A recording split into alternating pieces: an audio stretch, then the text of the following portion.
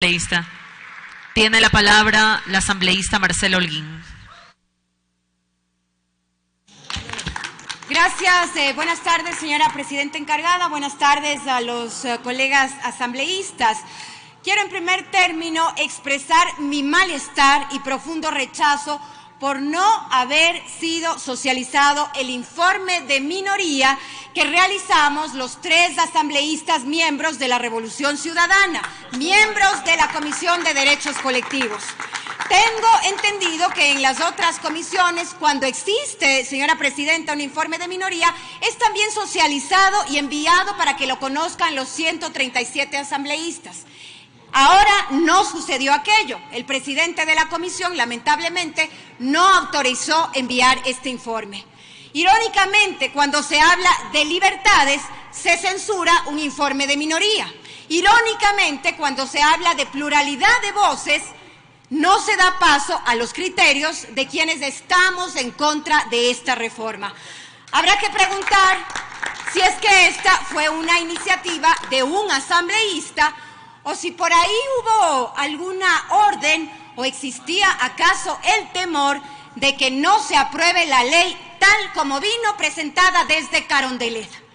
En todo caso, yo no tengo el más mínimo temor de recordar que esta reforma nos enfrentó a pretensiones tan absurdas como aquellas que ya escuchamos aquí por parte de algunos miembros que fueron recibidos en comisiones generales. Derogar, por ejemplo, la profesionalización, bajar el salario de los periodistas, porque incluso eso se nos propuso dentro de la misma comisión. Eliminar la producción nacional, como ya vimos, por ejemplo, el rechazo de los productores audiovisuales que se presentaron esta mañana. Dejar sin frecuencias a los medios comunitarios. Derrumbar el concurso para la adjudicación de frecuencias. Eliminar las acciones afirmativas, entre otras propuestas que fueron dadas a la comisión y que afortunadamente algunas de ellas no pasaron. Gracias a los trabajadores de la comunicación y los colectivos sociales detuvimos muchas de estas pretensiones. Entrando ya en el análisis de la reforma, recordar que el artículo 42 mantiene la profesionalización porque no cualquiera puede ser periodista en este país ni en ningún país del mundo. Se reconocen excepciones como las personas que tienen espacios de opinión, profesionales o expertos de otras ramas que tienen programas o columnas especializadas y medios comunitarios, porque no podía ser de otra manera. Pero no se confundan, porque nosotros no estamos defendiendo aquí un cartón. Defendemos derechos, defendemos el derecho a la educación y defendemos el derecho que tienen los profesionales de la comunicación y los periodistas a tener un salario digno. Pero hay que advertir que en esta reforma existe la posibilidad de que el Estado acredite a los trabajadores de la comunicación según su experiencia, dejando abierta las condiciones al reglamento de la norma y haciendo posible una precarización laboral que no solo impide el derecho a la educación, del que ya hablamos, sino que podría limitar a los trabajadores de la comunicación a recibir sueldos de miseria, un riesgo que era una amenaza constante para los periodistas antes de la vigencia de esta ley de comunicación. Y aquí hay periodistas que pueden dar fe de que esto era así y que no se les pagaba los salarios que les correspondía ganar. El propósito de estas reformas era mejorar, actualizar y corregir, pero nunca, escuchen bien, nunca disminuir los derechos ciudadanos o peor aún, derogar la ley, porque resulta que también a estas alturas del partido, del que hablaba el asambleísta Corozo, todavía hay pretensiones de personas, de incluso asambleístas, que dicen que lo mejor es derogar esta ley, cuando es absolutamente inconstitucional, porque les recuerdo una vez más que este es mandato del pueblo ecuatoriano en las urnas en la consulta popular de 2011. Pero hoy, lastimosamente, nos enfrentamos a una reforma que propone una ley meramente declarativa. Esta reforma no significa de ninguna manera mayores libertades, todo lo contrario, es un verdadero riesgo para los ciudadanos, para los profesionales de la comunicación, para los trabajadores de la comunicación y periodistas e incluso para los propios medios de comunicación. De aprobarla, estaríamos dando paso a una ley punitiva que judicializa la comunicación y deja en indefensión a los ciudadanos, a todos aquellos que no tengan plata, que no tengan influencia o que no tengan sencillamente tiempo para enfrentar una causa judicial y una querella en la justicia. Y es que con la excusa de eliminar las sanciones económicas, en algunos casos desproporcionadas, los trabajadores de la comunicación deberán enfrentarse ante jueces que a buen criterio impondrán sanciones que podrían ser de orden civil, penal o administrativo. Seamos claros, con esta reforma no se acaban las sanciones, se las traslada a los tribunales, que es distinto. Se eliminan todos los mecanismos y figuras de conciliación que la ley actual sí provee, de consenso. Se eliminan las figuras de diálogo, como por ejemplo la Defensoría de Audiencias, que ampara los derechos ciudadanos para que en lugar de aquello exponernos al represamiento de causas frente a una justicia que tarda y que en muchas ocasiones es una justicia que no llega a los ciudadanos y que nos ha quedado debiendo, pudiéndonos dejar a todos nosotros en la absoluta indefensión. ¿Cómo es posible que en esta reforma, por ejemplo, se hable de autorregulación?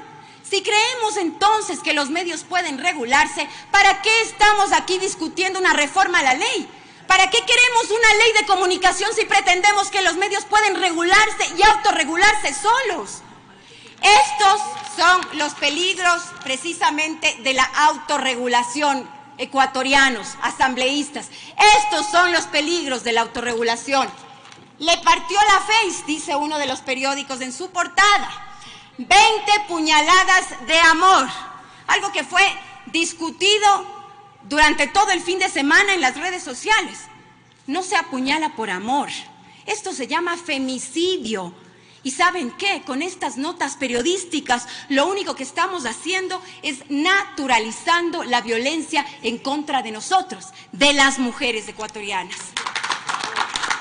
Todos estaremos de acuerdo que quien escribió esto, que es una vergüenza y hay que decirlo con todas sus palabras, más que una sanción económica, más que una sanción de tipo legal, lo que necesita esta persona es urgentemente capacitarse, porque no es posible que podamos tener esto todavía en los medios de comunicación. No basta la autorregulación. Hacer una ley dejando únicamente el tema de la autorregulación significa no garantizar derechos, ni reparación, ni contenidos de calidad. Debe haber una instancia técnica especializada que, sin atentar contra los derechos de expresión, por supuesto, sin atentar contra los derechos de opinión o cualquiera de las libertades señaladas en nuestra Constitución, se asegura que medios como estos no vuelvan a tener este tipo de noticias. La autorregulación no puede traducirse en impunidad y peor aún en irresponsabilidad. Esta reforma, colegas asambleístas, es inconstitucional y hay que decirlo así, con todas sus letras. Atenta directamente con lo que establece la Constitución de la República en el numeral 3 del artículo 17. El Estado fomentará la pluralidad y la diversidad en la comunicación y al efecto no permitirá el oligopolio o monopolio, directo o indirecto, de la propiedad de los medios de comunicación y del uso de las frecuencias.